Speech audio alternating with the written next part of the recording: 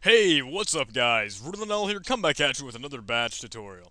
Alright, now in the last couple of videos, we've been building our own functions and our own tools and utilities that would allow us to create some pretty cool, data types. We were able to work with variables in a really unique way, and that allowed us to make some strings, some arrays, and actually get a good amount of information out of them. And it really kind of turned batch around for us in the scope of a scripting language, because now we can do so much more with it. It's almost like a little bit of Python if you're that kind of person. But hey, now, in this video, before we jump into anything too data type related, I want to knock out some of the pretty simple functions that we want to try and build all on our own. So today I want to introduce you guys the minimum function, and what we're going to be working with as a minimum function is getting the smallest value in an array or in a list. So let's check this out. What I want to do here is create our own script. As usual, it's going to be another global tool. So I'll save this one as get minimum. At minimum. Okay. And we'll do add echo off as usual. Oh, I saved this as a text file. My bad. Let me delete that on the other side. Okay. Add echo off. And now the syntax that I'm going to use with this is usually going to be call get minimum. And then here we'll pass in the array name and then the return name. Because I don't want it to be returning anything, but I want it to be modifying a single variable that I pass to it.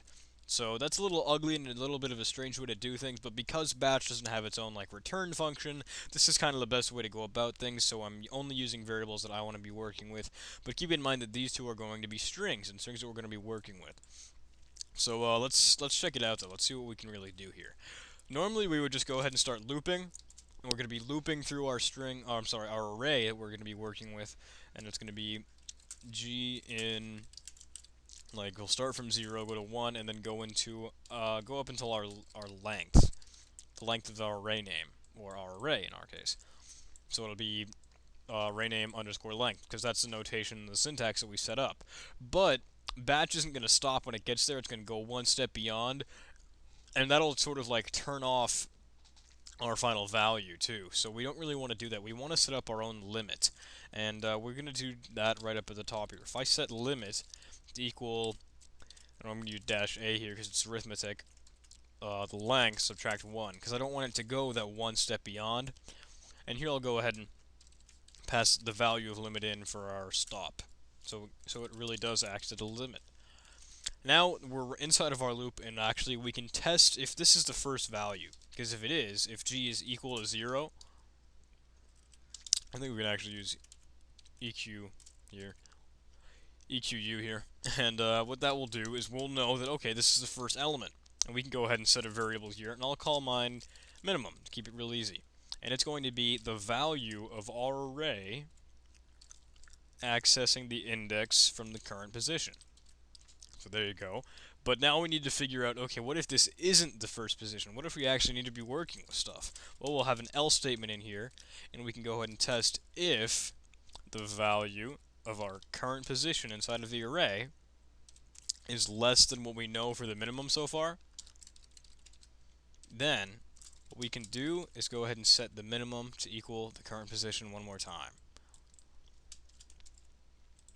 So I can just copy that all in, and then we're all done looping. We're actually all done. Now what we need to do is actually set the return value, at least the return right now up here, the second argument that we pass in, that can equal minimum. The value of minimum anyway. Okay, so now let's actually try and create this. If I save this as script.bat, I'll overwrite whatever's there. And this is just a typical script for us, set local, enable, delayed expansion. Now keep in mind, our get minimum script does not have delayed expansion turned on, but it is going to be using it. So it's using that same sort of idea and mindset as our create array script, that it's going to be inheriting the environment from an external script. So be wary when you use it. And I'll create a main function.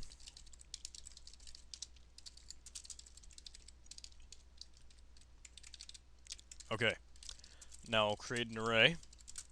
I'll call mine list of numbers. It's really integers, but I'll have it to be with a delimiter of a comma. I'll set like 45, 534, 2, 65, 7, negative 2, negative 34, and how about 1? So now, what we can do is go ahead and actually call get minimum. And what this will do is go ahead and we'll pass in the name of our variable, list of numbers here, and the return that I want it to be is min. How about that?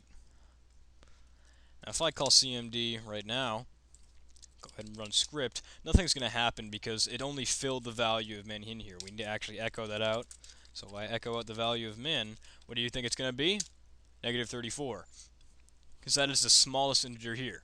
Negative 34 is less than negative 2. Negative 2 is less than 1. 1 is less than 2, and yada yada yada. This is going to be perfect for finding us the minimum value. So that's all you really need, guys. Personally, I'm going to move this into my system path because I want this to be a tool that I can give access to pretty often. But thank you guys, though, and I'll see you in the next tutorial. Bye.